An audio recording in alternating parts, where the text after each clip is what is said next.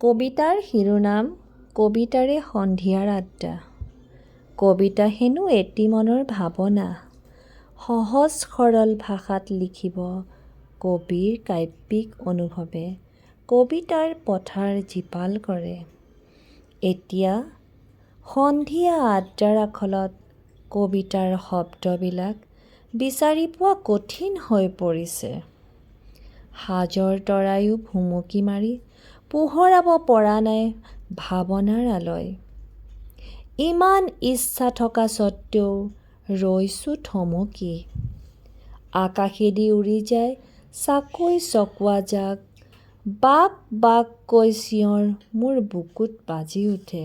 ভঙা কাঁচৰ দৰে সিহঁতৰ মাত, মই যে সহিব নোৱাৰোঁ। সিহঁতে সন্ধিয়া উৰি উৰি দিশহাৰা নেকি? শেলুৱৈ ধৰা হিয়াখনি উজুটি খায় বাৰে বাৰে ৰাতিৰ জোনাকত। হাজিৰ মই ভাগৰুৱা বাটৰুৱা, বিচাৰি কবিতাৰ শব্দ আক বাক কৰি কবিতাৰ মালা গাঁথি অনুভৱৰ ছবি আঁকে হৃদয়ে। আপোন আপোন গোন্ধ থকা মানুহবোৰক লৈ নিসংগতা দূৰ কৰিবলৈ বিচাৰি ফুৰে হৃদয়বোৰে কবিতাৰে সন্ধিয়াৰ আড্ডা।